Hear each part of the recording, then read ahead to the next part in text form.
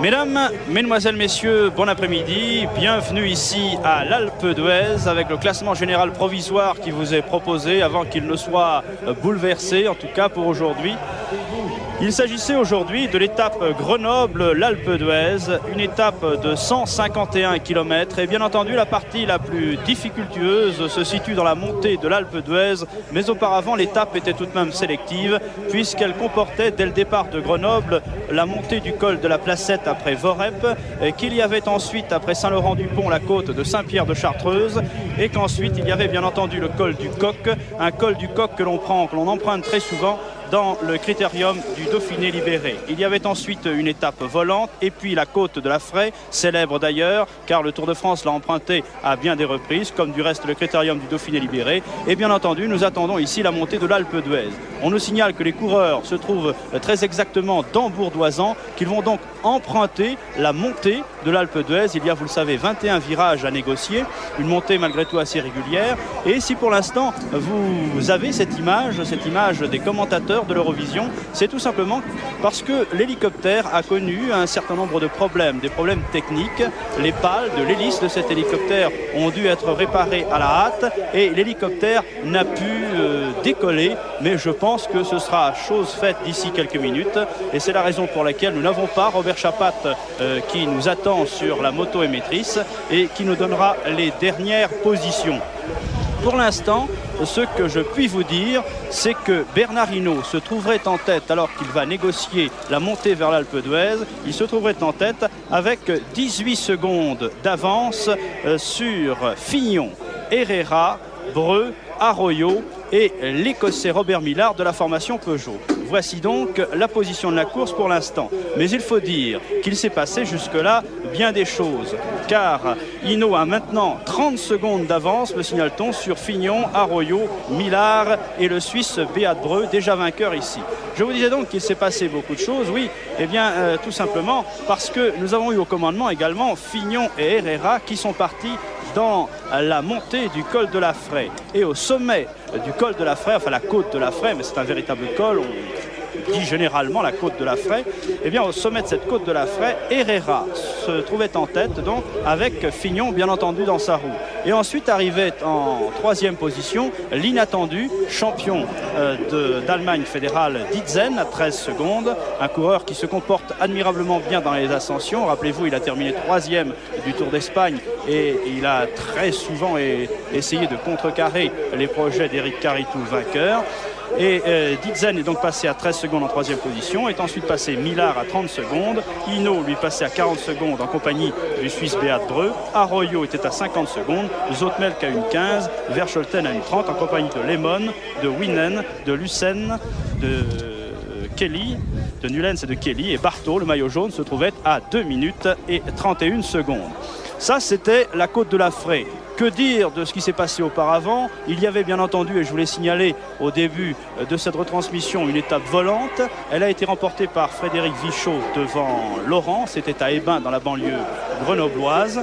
Vichot l'a emporté, Laurent était là avec lui et les deux hommes avaient 36 secondes d'avance sur un autre grand groupe. Mais tout se reformait ensuite alors que les coureurs allaient monter la Fraye. Et puis ma foi, il faut tout de même vous dire un petit mot du premier col, enfin en tout cas du premier grand col négocié aujourd'hui. Eh bien c'est Arroyo, l'Espagnol, qui est passé en tête. À 3 secondes, il y avait son compatriote Delgado. Là, jusque-là, aucune surprise puisque les deux hommes passent pour être deux des meilleurs grimpeurs du monde. Passaient ensuite Millard, Fignon, Hinault et Kelly. Et auparavant encore, c'est-à-dire pratiquement, on peut le dire, au départ de Grenoble, eh bien, nous avions eu l'échappée de Jiménez, le Colombien, qui fait maintenant partie de la formation espagnole TK, Jiménez, qui a été rejoint au kilomètre 46 et qui a négocié en tête la côte de Saint-Pierre-de-Chartreuse. Et il est même passé en tête dans les premiers lacets du col de Coq avant d'être rejoint au kilomètre 46. Je vous rappelle que l'étape comptait 150 et compte toujours donc 151 kilomètres. Et nous espérons et nous attendons toujours les images d'hélicoptères pour connaître la position de la course et nous ne saurons tarder. Position de la course qui nous sont communiquées donc pour l'instant. En ce moment, Hinault en tête avec une trentaine de secondes d'avance. sur Béat-Breux, sur Arroyo, sur Millard, sur Fignon et sur le Colombien Herrera que beaucoup placent ici dans les pronostics en première position. Donc on peut dire que c'est une étape qui a tout de même tenu toutes ses promesses. Mais les promesses en plaçant bien entendu en exergue les meilleurs de ce Tour de France. Il y avait là les rouleurs, il y avait là l'homme en forme qui est Laurent Fignon d'abord, les rouleurs ensuite, il y avait les grimpeurs qui dans les différents cols se sont manifestés. Donc nous avons eu une étape quand même sans surprise et très animée.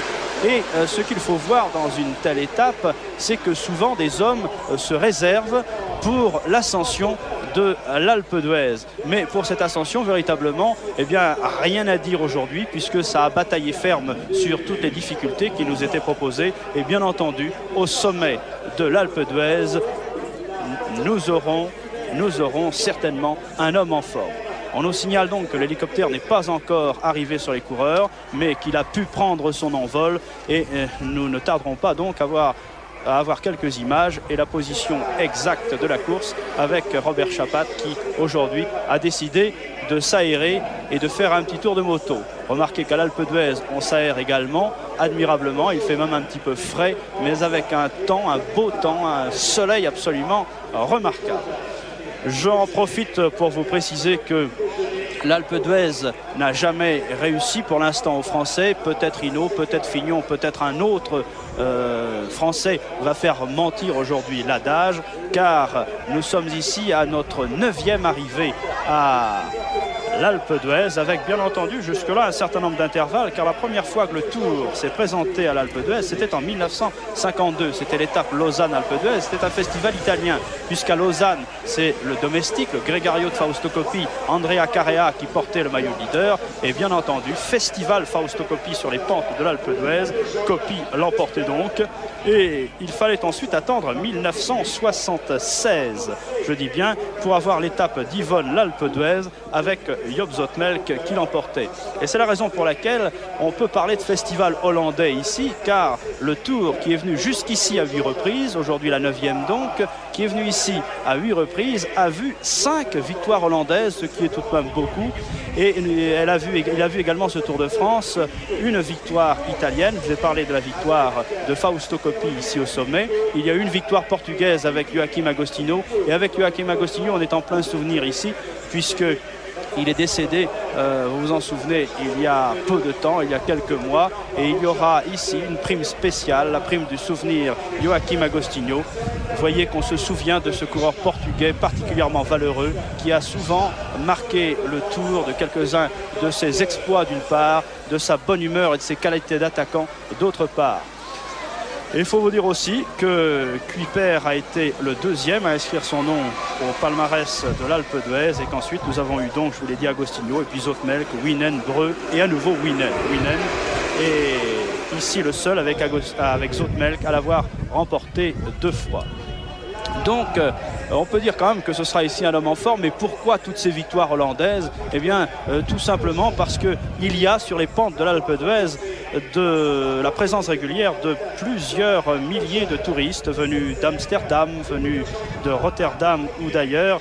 Et il est évident que cela pousse un petit peu les coureurs de la maison d'Orange, comme on dit, à se surpasser. C'est sans doute ça. Mais en tout cas, ce sont des pentes aussi qui conviennent admirablement aux Hollandais, parce que les Hollandais ne sont pas de grands grimpeurs, je dis bien d'une manière générale, mais dans des pentes à pourcentage régulier, ainsi ils peuvent toujours se montrer l'égal des meilleurs, et c'est ce qui se passe régulièrement dans la montée de l'Alpe d'Huez. Mais vous savez, nous avons des points un petit peu, des points de référence comme ça dans le Tour de France, parce que je dis les Hollandais dans l'Alpe d'Huez, mais il y a aussi les Hollandais à Bordeaux. On disait toujours, il est de tradition qu'un Hollandais gagne à Bordeaux, et cela s'est passé très très souvent. Il y a eu quelques petits intermèdes comme Hassen Forder qui a gagné, comme Arrigo Padovan, l'Italien, qui a gagné, mais d'une manière générale c'est toujours un Hollandais qui gagne à Bordeaux. Alors allons-nous dire maintenant, c'est la tradition, un Hollandais va gagner à l'Alpe d'Huez? Eh bien nous le saurons dans quelques instants.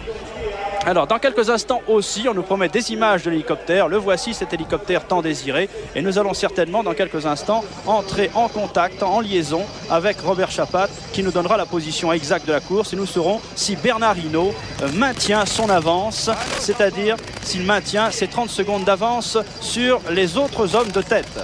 Robert Chapat, vous nous recevez? Oui, parfaitement bien, avec beaucoup de regrets que l'hélicoptère n'ait pas pu être disponible au moment le plus important de cette étape, c'est-à-dire au moment où Bernard Hinault a démarré pour lâcher Laurent Fignon. Bernard Hinault maintenant sur le point d'être rejoint, c'est fait par Herrera. Herrera, le Colombien qui s'est débarrassé de Bernard Hinault, de Breu, de Millard et surtout de Fignon. De Fignon donc en première position actuellement. Bernard Hinault et Herrera. Bernard Hinault aura beaucoup de mérite s'il parvient à s'accrocher dans le sillage de ce Ouistiti de la montagne qui est Herrera. Fignon est à 200 mètres d'ici. Sont lâchés Arroyo, Laurent Fignon donc, Millard et Breu qui tout à l'heure a reçu quelques menaces dans la vallée de Bernard Hinault alors que les 4 hommes roulaient à moins d'une minute de Herrera et de Fignon et que seuls Arroyo et Millard acceptaient de prendre le relais de Bernard Hinault. Et remarquez que maintenant, alors que Herrera s'est écarté sur la droite et vous le voyez en direct, Fignon, Hinault accepte de prendre le relais. Bon, ça s'est un peu arrangé entre tout ce monde parce qu'il y a eu un début d'ascension un peu difficile, il faut bien le dire. Et je vous avoue que c'est bien dommage que l'on n'ait pas pu voir tout ça de l'hélicoptère, simplement. Hein. Alors Robert, les positions précises. Donc nous avons Herrera et Bernard Hinault en tête. Ensuite, dans l'ordre, à 20 secondes, Fignon, puis à 30 et 35 secondes, échelonné Arroyo dans l'ordre. Hein. Arroyo, Millard et Breu. C'est-à-dire qu'une minute sépare maintenant Herrera qui en remet sur un virage et qui décramponne légèrement Bernard Hinault actuellement. Mais Bernard Hinault n'est pas l'homme des accélérations.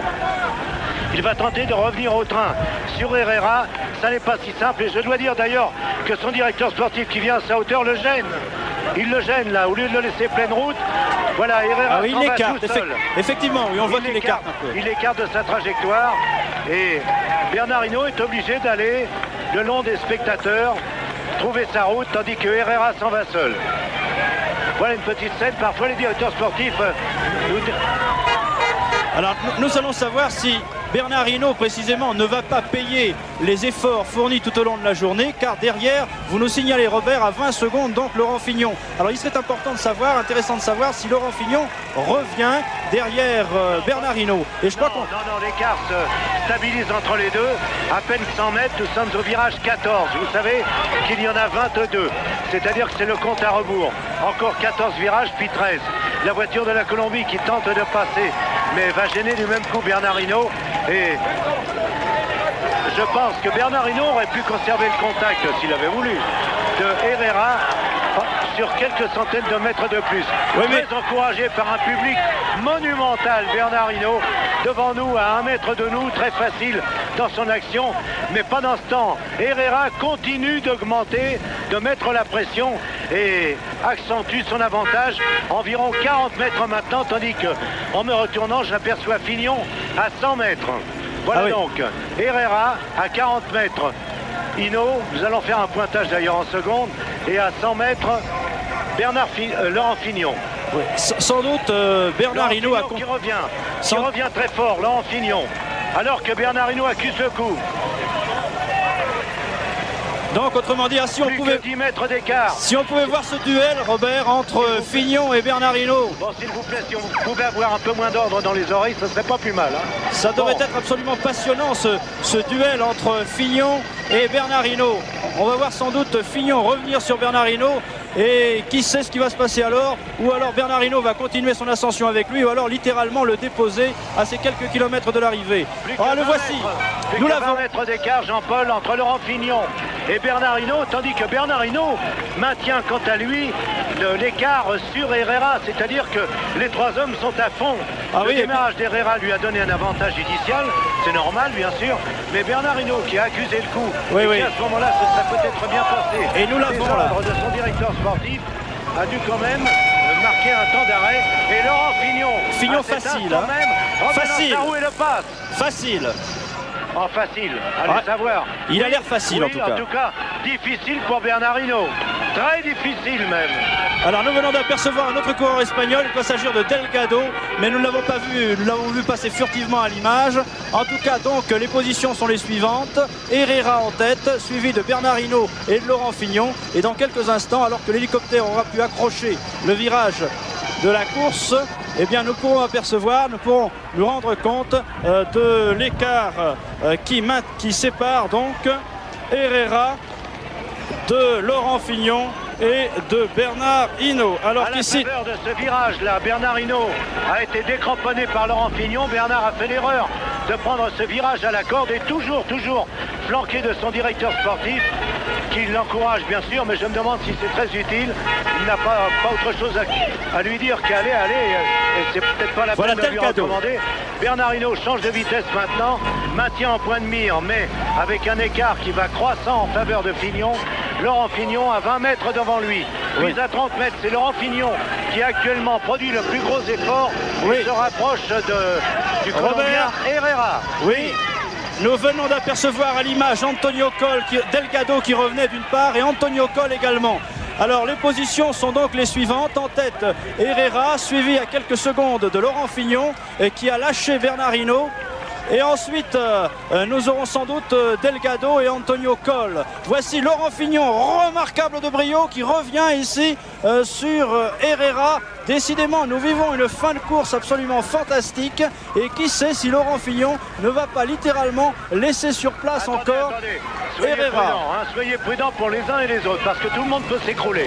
Et Laurent Fignon, qui tout à l'heure a beaucoup souffert au bas de la côte, actuellement est en pleine reprise. Il est là, dans ce virage qu'il prend bien à la corde, parce qu'il faut le prendre à la corde. Il est plat, à croire qu'il se souvient de l'ascension de l'année dernière et n'est plus qu'à une trentaine de mètres de Herrera, tandis que pour sa part, Bernard Hinault accuse le coup. Qu'importe ce qui se passe derrière, c'est le sort du Tour de France, le sort de l'étape bien sûr, qui se joue.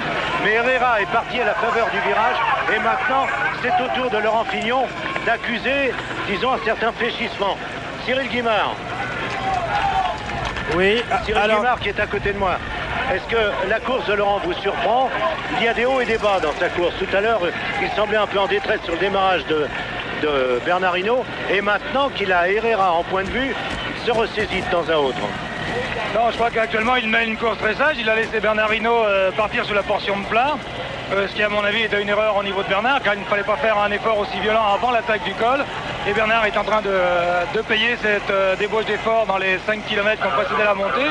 Michel Laurent. D'autre part, Herrera est parti un petit peu vite dans la première partie et Laurent n'a pas voulu s'asphyxier derrière en voulant suivre absolument Herrera.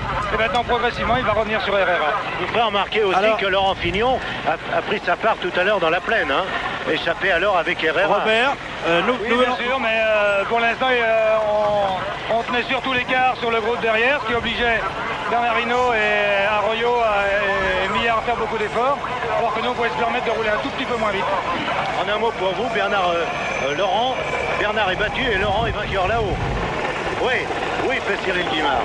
Oui, alors effectivement, oui, les positions en sont là. Et tout à l'heure, les caméras de Gérard Van Der Gut ont remonté un petit peu la course et nous avons aperçu, bien entendu, Nulens, nous avons aperçu Michel Laurent, nous avons aperçu Verchotel qui remontait derrière. Et maintenant, nous avons donc ici les positions qui continuent à se stabiliser. Et nous avons maintenant un petit peu derrière, à l'arrière de la course, nous avons un autre Colombien ici. Il y a à gauche l'Espagnol Coll qui était là en compagnie de Samuel Cabrera, le Colombien. Vous voyez, c'était la course derrière avec Jiménez également. Et alors, Beat Breu, il me semble, ici. Beat Breu se trouve également en bonne position, mais nous aimerions quand même avoir une position précise maintenant de la course, mis à part Herrera, Laurent Fignon. Ce sont les deux premiers. Les deux premières. Jean-Paul, non, mais ce qui compte actuellement, c'est le match entre Herrera, Fignon et Hinault. Nous aurons tout le temps de faire le point par la suite. Il y a exactement 12 secondes d'écart entre Herrera et Fignon et 25 secondes entre Herrera et Hinault. Hinault qui accuse le coup, tandis que Fignon est absolument splendide, c'est bien ressaisi et mène sa course au train en laissant peut-être Herrera s'illusionner sur une victoire individuelle, alors que Fignon c'est évident, c'est manifeste, le tient bien en point de mire et est capable, s'il le faut, d'aller le rechercher à l'occasion d'un virage un peu plus difficile. Mais ici, il y a aussi une question de technique qui intervient. Ces virages, faut-il les prendre à la corde? Par exemple, voilà, Fignon que vous avez devant vous, j'imagine, le prend complètement à gauche. C'est le virage 10, plus que 10 virages avant le sommet, c'est-à-dire que nous sommes à mi-parcours. Et il s'est rabattu vers l'intérieur pour se relancer vers l'extérieur. C'est ce qu'on appelle, en termes automobiles, une parfaite trajectoire. Herrera, qui n'a pas agi de la même façon, disons que sa méthode est un peu plus rudimentaire, mais néanmoins très efficace. Donc Bernard Hinault en a profité pour reprendre 10 mètres. Mais je me propose de m'arrêter et refaire un écart, si vous le voulez bien, avec entre Fignon et Herrera, donc j'ai dit 12 secondes. Nous nous arrêtons sur la gauche avec Christian. Top. Et nous attendons Bernard Hinault, donc en principe, toujours en 3e position.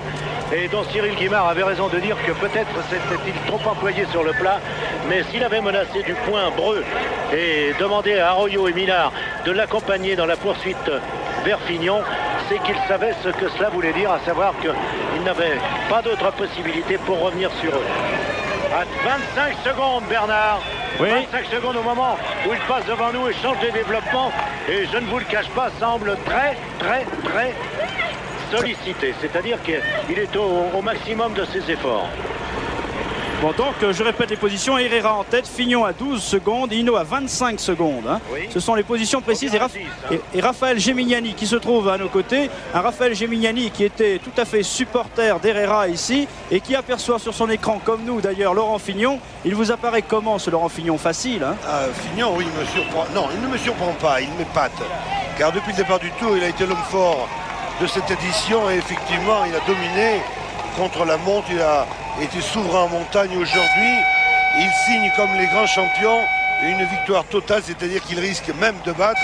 Et pourtant, je suis supporter d'Herrera, mais Herrera ne faisant pas la différence, Fignon immanquablement risque et devrait gagner cette étape, car 12 secondes c'est peu, et finalement il a fait une course très sage, et il mérite, parce qu'il a tellement apporté à ce Tour de France qu'une victoire à l'Alpe d'Huez serait la consécration.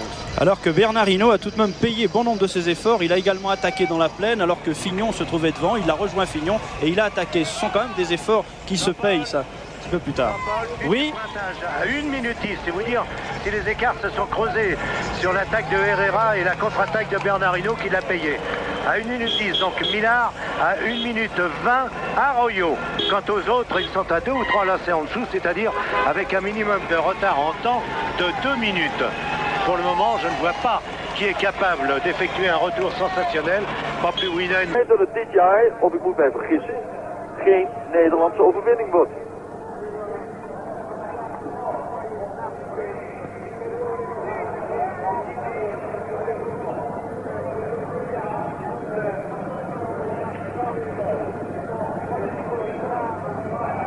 Dit is Arroyo.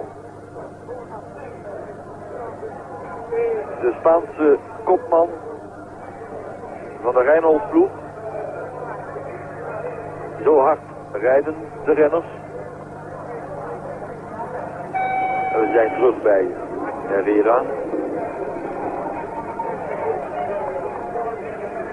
Wiens doel, zo heeft hij gezegd, een etappe winnen is. Hij heeft al een sprongetje gemaakt in het algemeen klassement. Gisteren, dankzij zijn goede resultaat in de tijdrit. Herrera is al opgeklommen naar de 19e plaats. Op 12 minuten en 1 seconde van Fignon. Maar hij zal ongetwijfeld nog een aantal plaatsen in het klassement klimmen vandaag door deze prestatie.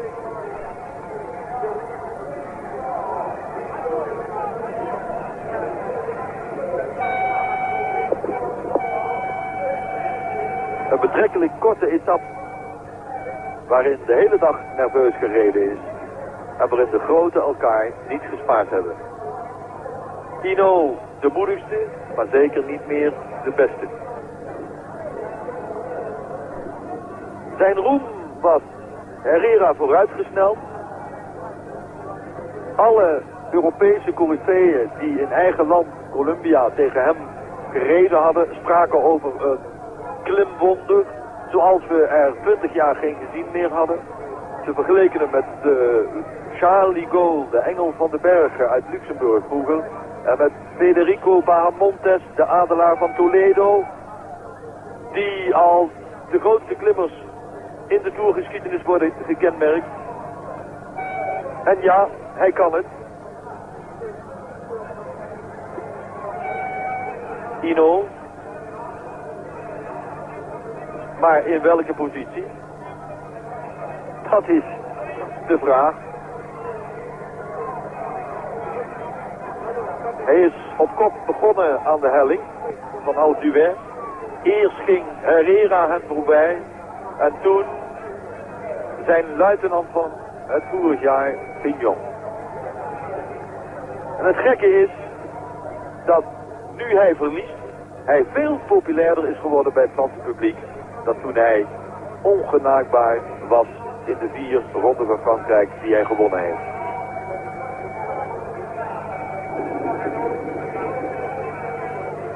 Wat moet de man nu denken?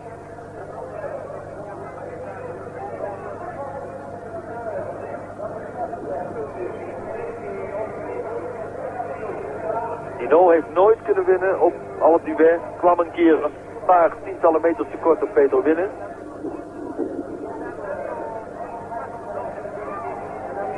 En we nemen aan dat Herrera nog altijd leidt voor Fignon.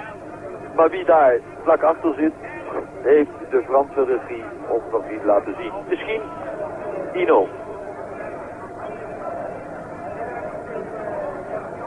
De Colombiaan nog altijd alleen.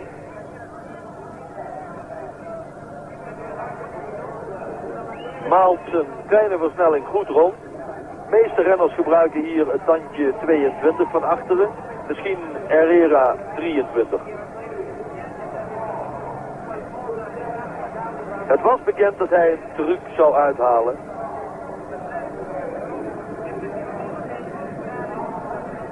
En ik denk dat als deze coup lukt, dat de wielersport een stuk mondialer is geworden. Vroeger was het zo dat hier alleen maar Fransen, Belgen, Italianen, een enkele Zwitser kon gaan winnen. En nu een Zuid-Amerikaan.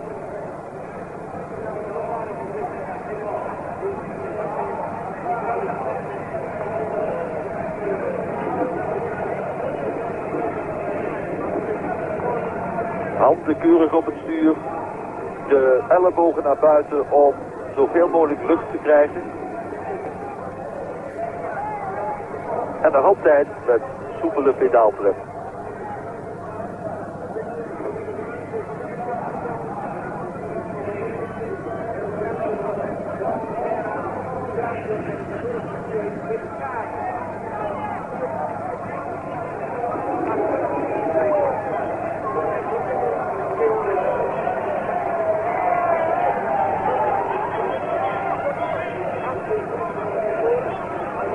Volgend jaar komen de Colombianen met 2 ploegen naar de Tour. 1 professionele en 1 amateur. En deze jongeman, die is nog amateur. Wel een goed betaalde, maar formeel is hij nog amateur. Fignon weer. Schijnt er toch niet in te slagen, terwijl het er even naar uitzag, om tot bij Herrera voorlopig te rijden. En het lijkt mij dat hij wat meer verloren heeft.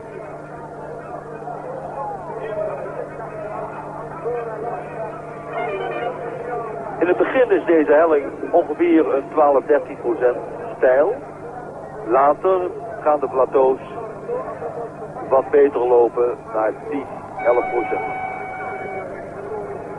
Links Herrera, rechts Fignon.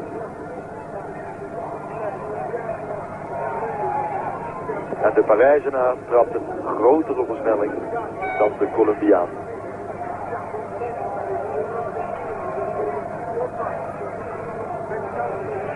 U weet hoe ze Herrera noemen. El Jardinierito, de kleine tuinman. Hij heeft vroeger bloemen gekweekt.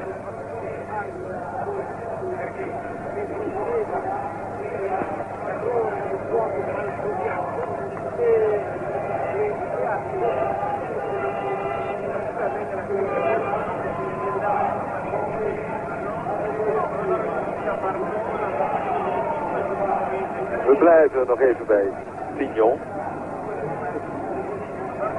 Die op alle fronten tot nog toe bewezen heeft absoluut de sterkste te zijn. En we gaan dan weer over naar de Colombiaan. En nu we weten hoe deze posities in elkaar zitten, ben ik toch wel nieuwsgierig wat zich daarachter afspeelt. We hebben nog even Hinault gezien, maar waar zit de winnen? Wel Scholten. Dat hebben we in ieder geval niet gezien. En de andere favorieten natuurlijk.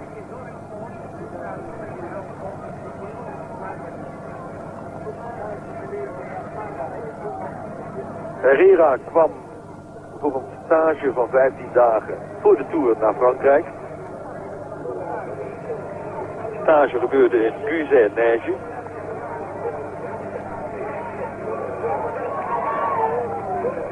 Ziet u, de tweede motor volgt Fignon en daardoor zien we niets van winnen, veld Scholten, waar ze zich op mogen bevinden.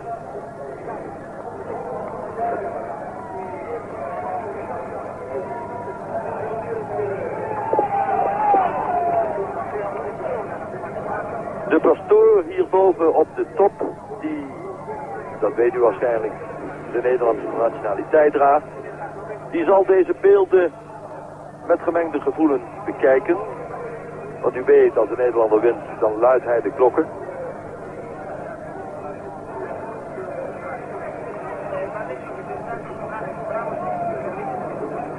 Terug naar Herrera.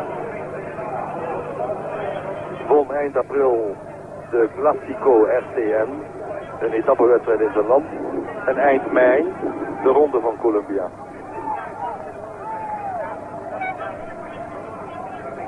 In 82 kwam hij voor het eerst naar Europa, Herrera. Hij heeft toen de Tour de l'Avenir gereden en wat in Zwitserland. Fignon volgt op 45 seconden van Herrera. En Hinault heeft al 1 minuut en 55 seconden aan zijn koersboek. Dus de verschillen groeien aan. En deze man is bezig in zijn land een legendarische figuur te worden.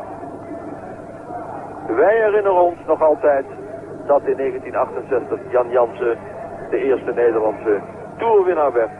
De Colombianen zullen, als dit beeld stabiel blijft, zich die kleine Louis Herrera herinneren als de eerste Zuid-Amerikaan die de Europeanen in de klassiekere onder de etappes Alpe fietsles gaf.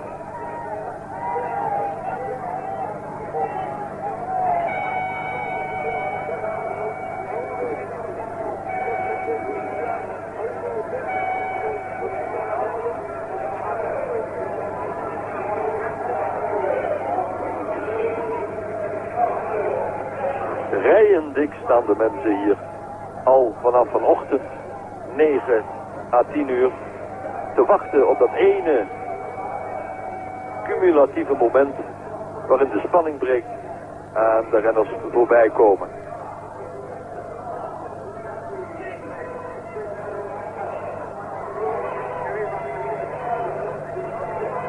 Hinault zou ten prooi zijn aan een inzinking, jawel, hier is Arroyo, die heeft Hinault volgens de berichten gepasseerd. Hinault volgt nu op 2 minuten en 5 seconden. En daarachter rijdt Miller. Dus de situatie in de koers. Herrera, Fignon op 45 seconden. Arroyo op iets meer dan een minuut. Deze man in beeld. Hinault op 2 minuten 5. Daarachter Miller. En nog steeds geen berichten van winnen en van Veldscholten. Angel Arroyo, tweede in de Tour van het vorig jaar. Is slecht begonnen in deze ronde, was ziek, dat hebben we meermalen gemeld. Herrera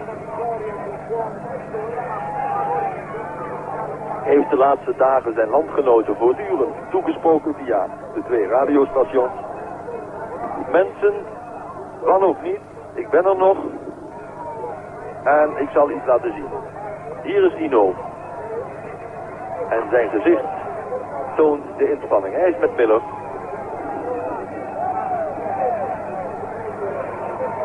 Jawel. De Schot die bergkoning wil worden. Maar ik denk dat hij het daar moeilijk mee krijgt. Want ook Herrera wil die trui graag dragen. Fotografen worden weggejaagd. Hinault, Le Blaireau, de das die niet wil begeven.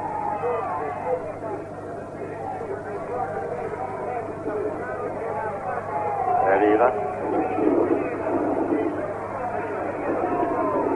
En er staat een enorm sterke wind op deze kool. De laatste honderden meters zullen de renners het zeer moeilijk krijgen. Hinault moet terugschakelen naar een kleinere versnelling.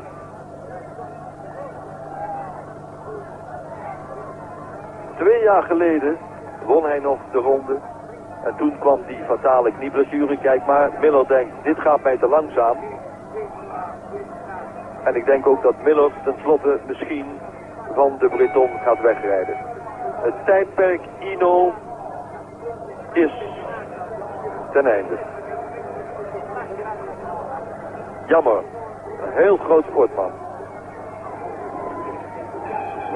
Honderden kilometers heeft hij in de Tour op kop gereden. En iedereen reed toen in zijn wiel. En nu, op 29-jarige leeftijd, gaat het niet meer zo. We gaan dus naar voren kijken weer, waar wij Arroyo moeten ontmoeten. Een klein drama voor Hinault dus. Eerst kwam Herrera voorbij, toen Fignon, toen Arroyo en nu Miller. Daarboven ziet u de eerste huizen van Alpe d'Huez. De eerste chalet. We zijn bij Arroyo.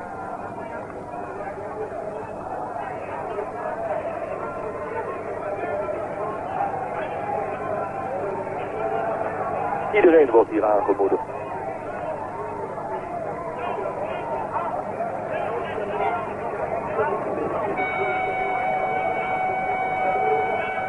De 26 bochten klimmen naar 1860 meter hoogte.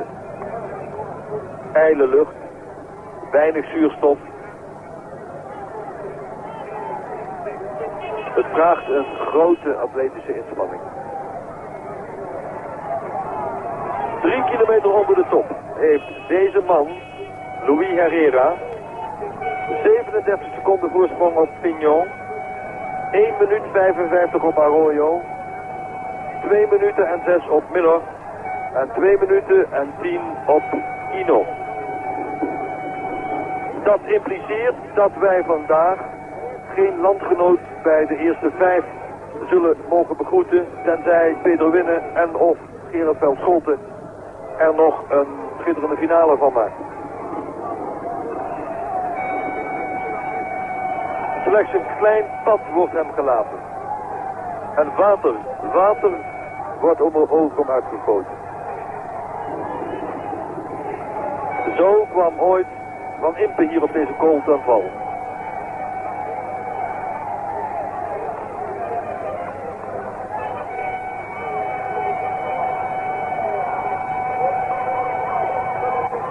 Wat een mensen. Het zal vanavond weer tot 1:01 vannacht stopstaan hier als die massa gaat vertrekken. Dan is er geen doorkomen meer aan. Louis Herrera lijkt vleugels te krijgen bij het naderen van Alpe d'Huez.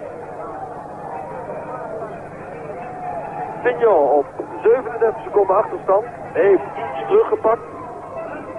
8 seconden. Maar de Colombiaan gaat nog altijd uitstekend. Wordt natuurlijk ook gedragen door het applaus.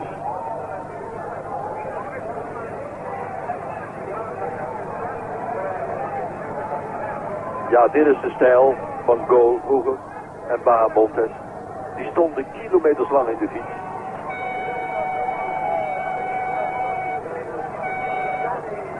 Onvoorstelbaar dat zo'n talent daar uit Colombie komt.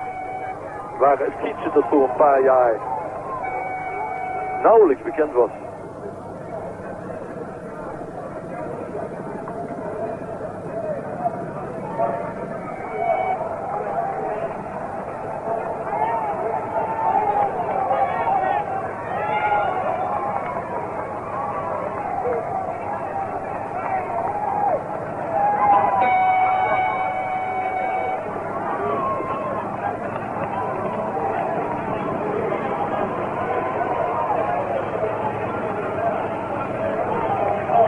En nogmaals krijgen we hier min of meer de bevestiging dat dat voor Nederland dit jaar een wat magere toer is.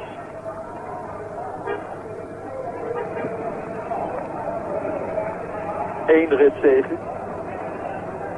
en de hoop op een goede ereplaats.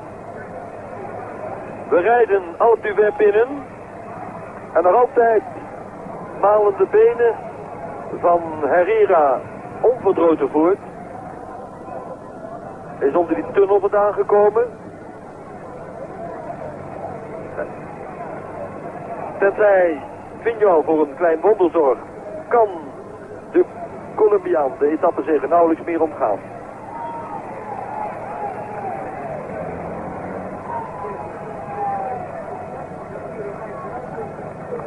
Vorig jaar nog hebben ze gelachen met de Colombianen. Dit is Vignon. Ook onder de tunnel door, dus hij heeft nog behoorlijke achterstand. Vorig jaar hebben ze gelachen met de Colombianen. Die werden niet serieus genomen. Het lachen gaat vandaag wel over. Vignon.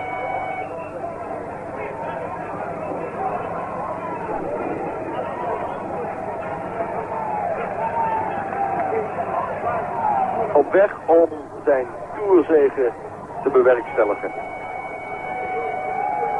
Want het is natuurlijk een schitterend resultaat voor Vignon als hij hier straks aankomt als tweede. Herrera onder het panneau van de laatste 1000 meter. Bijna 5:10. Een historisch moment voor Colombia. Urenlang zijn de beide radiozenders al in de lucht en ik kijk opzij en ik zie mijn collega van de Colombiaanse televisie ook vol gas geven.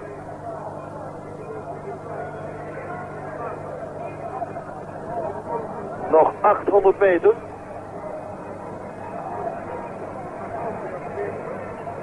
Louis Herrera.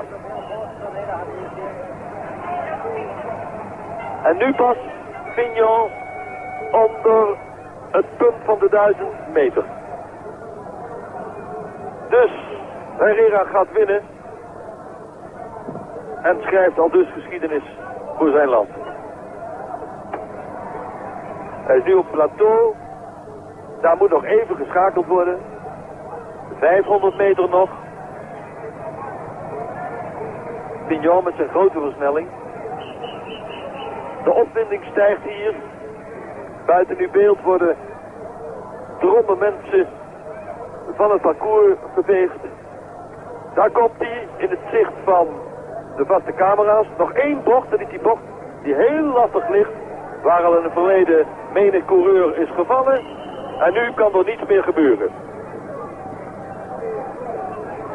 Hier is Vignon.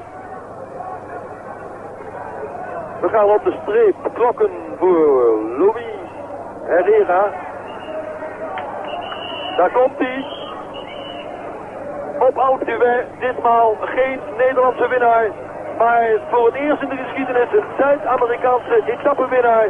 Louis Herrera wint deze klassieke ronde etappes in 4 uur, 39 minuten en 24 seconden.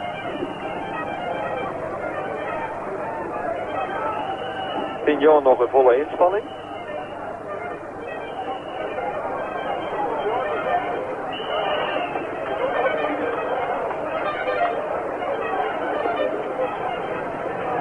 En ook nu zit het leed er bijna op voor Vignon. Er zijn 27 seconden verstreken, 33 zegt de computer. Jawel. Fignon wordt tweede met een achterstand van 48 seconden. En hij juicht, natuurlijk juicht hij, want dit is voor hem een grote dag. Gisteren de tijdrit gewonnen, vandaag tweede op 48 seconden van de ontketende Louis Herrera. Op dit moment kan er maar één man de Tour winnen en dat is Laurent Fignon.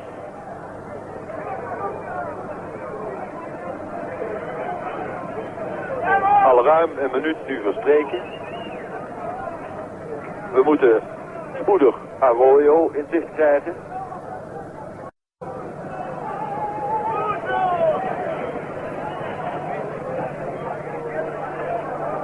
We gaan nog eens kijken hoe Herrera zijn laatste meters aflegt.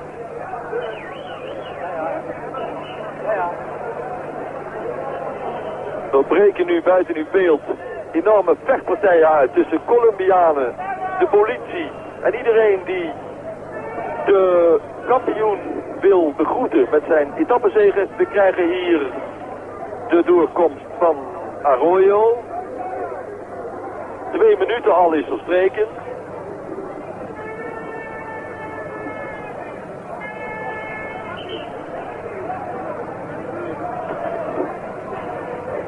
Minuut 12.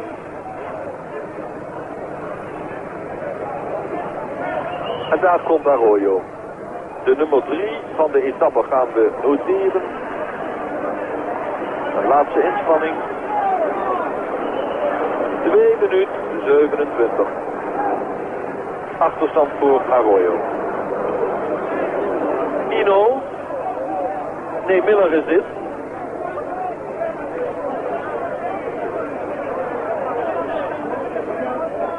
Miller, de Schot gaat vierde worden.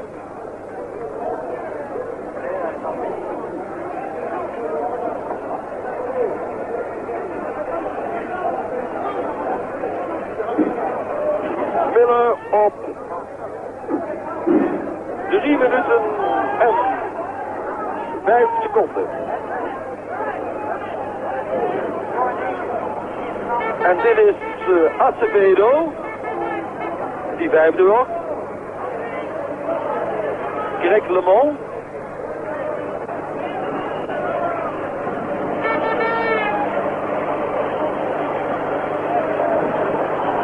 Zesde op 3:30.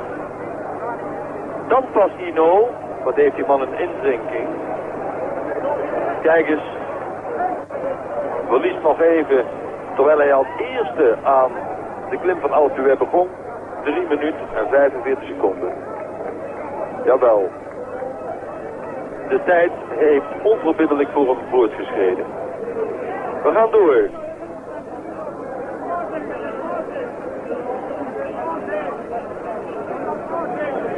Binnenkomst van Pascal Simon, die 8e wordt. Dan krijgen we Wilches, 9e.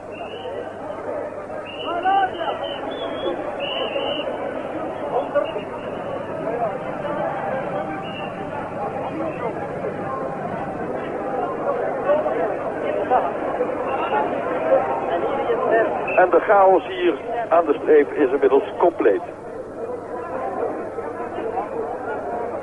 Zimmerman hebben we in beeld, de winnaar van de Ronde van Zwitserland. Die passeert met een achterstand van 4 minuten en 45 seconden. En de tijd tikt door. Daar komt een groepje met Rudiman en met Veldscholte. Rudiman en Veldscholte finishen met 5:05 achterstand.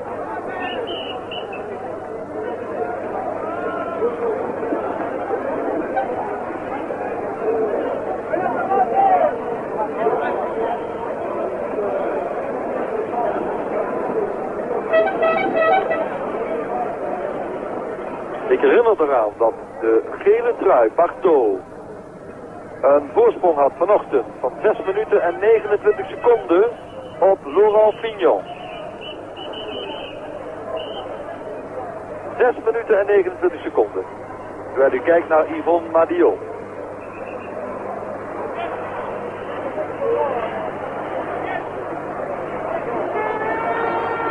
Yvonne Madio is binnen.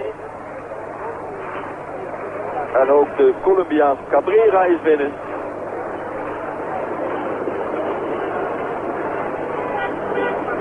En nog steeds druppelen de renners hier op Alpe. Dit is Jules, Gabriel.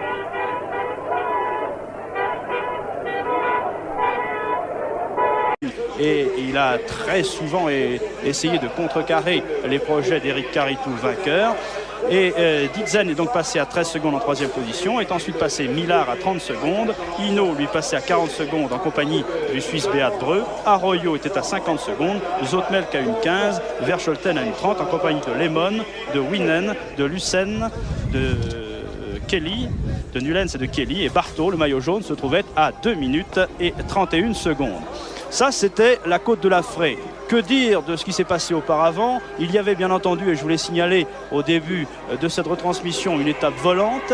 Elle a été remportée par Frédéric Vichot devant Laurent. C'était à Hébin, dans la banlieue grenobloise.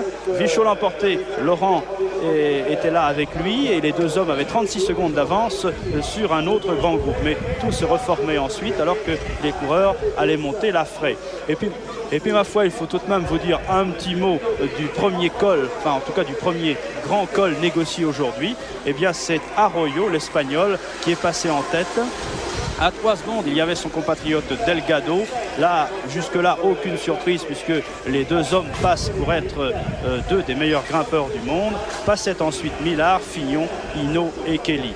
Et auparavant encore, c'est-à-dire pratiquement, on peut le dire, au départ de Grenoble, eh bien, nous avions eu l'échappée de réserve pour l'ascension de l'Alpe d'Huez. Mais pour cette ascension, véritablement, eh bien, rien à dire aujourd'hui puisque ça a bataillé ferme sur toutes les difficultés qui nous étaient proposées. Et bien entendu, au sommet de l'Alpe d'Huez, nous aurons certainement un homme en forme. On nous signale donc que l'hélicoptère n'est pas encore arrivé sur les coureurs, mais qu'il a pu prendre son envol et nous ne tarderons pas donc à avoir quelques images et la position exacte de la course avec Robert Chapat qui aujourd'hui a décidé de s'aérer et de faire un petit tour de moto. Remarquez qu'à l'Alpe d'Huez on s'aère également admirablement, il fait même un petit peu frais mais avec un beau temps, un soleil absolument remarquable. J'en profite pour vous préciser que l'Alpe d'Huez n'a jamais réussi pour l'instant aux Français. Peut-être Hinault, peut-être Fignon, peut-être un autre Français va faire mentir aujourd'hui l'adage, car nous sommes ici à notre 9e arrivée à l'Alpe d'Huez, avec bien entendu jusque-là un certain nombre d'intervalles, car la première fois que le Tour s'est présenté à l'Alpe d'Huez, c'était en 1952. C'était l'étape Lausanne-Alpe d'Huez, c'était un festival italien, puisqu'à Lausanne, c'est le domestique, le Gregario de Fausto Coppi, Andrea Carrea qui portait le maillot leader, et bien entendu, festival Fausto Coppi sur les pentes de l'Alpe d'Huez. Mesdames, Mesdemoiselles, Messieurs, bon après-midi. Bienvenue ici à l'Alpe d'Huez avec le classement général provisoire qui vous est proposé avant qu'il ne soit bouleversé, en tout cas pour aujourd'hui. Il s'agissait aujourd'hui de l'étape Grenoble-l'Alpe d'Huez, une étape de 151 km et bien entendu la partie la plus difficultueuse se situe dans la montée de l'Alpe d'Huez, mais auparavant l'étape était tout de même sélective puisqu'elle comportait dès le départ de Grenoble la montée du col de la Placette après Vorep, qu'il y avait ensuite après Saint-Laurent-du-Pont la côte de Saint-Pierre-de-Chartreuse et qu'ensuite il y avait bien entendu le col du Coq, un col du Coq que l'on emprunte très souvent dans le critérium du Dauphiné libéré. Il y avait ensuite une étape volante et puis la côte de la Fraye, célèbre d'ailleurs car le Tour de France l'a emprunté à bien des reprises, comme du reste le critérium du Dauphiné libéré. Et bien entendu, nous attendons ici la montée de l'Alpe d'Huez. On nous signale que les coureurs se trouvent très exactement dans Bourdoisan, qu'ils vont donc emprunter la montée de l'Alpe d'Huez. Il y a, vous le savez, 21 virages à négocier, une montée malgré tout assez régulière. Et si pour l'instant vous avez cette image des commentateurs de l'Eurovision, c'est tout simplement parce que l'hélicoptère a connu un certain nombre de problèmes, des problèmes techniques. Les pales de l'hélice de cet hélicoptère ont dû être réparées à la hâte et l'hélicoptère n'a pu de Jiménez le Colombien qui fait maintenant partie de la formation espagnole TK, Jiménez, qui a été rejoint au kilomètre 46 et qui a négocié en tête la côte de Saint-Pierre de Chartreuse, et il est même passé en tête dans les premiers lacets du col de Coq avant d'être rejoint au kilomètre 46. Je vous rappelle que l'étape comptait 150 et compte toujours donc 151 kilomètres. Et nous espérons et nous attendons toujours les images d'hélicoptères pour connaître la position de la course, et nous ne saurons tarder. Position de la course qui nous sont communiquées donc pour l'instant. En ce moment, Hinault en tête avec une trentaine de secondes d'avance sur Beat Breux, sur Arroyo, sur Millard, sur Fignon et sur le Colombien Herrera, que beaucoup placent ici dans les pronostics en première position. Donc on peut dire que c'est une étape qui a tout de même tenu toutes ses promesses, mais les promesses en plaçant bien entendu en exergue les meilleurs de ce Tour de France. Il y avait là les rouleurs, il y avait là l'homme en forme qui est Laurent Fignon d'abord, les rouleurs ensuite, il y avait les grimpeurs qui dans les différents cols se sont manifestés. Donc nous avons eu une étape quand même sans surprise et très animée. Et ce qu'il faut voir dans une telle étape, c'est que souvent des hommes su décoller, mais je pense que ce sera chose faite d'ici quelques minutes, et c'est la raison pour laquelle nous n'avons pas Robert Chapat qui nous attend sur la moto émettrice et qui nous donnera les dernières positions.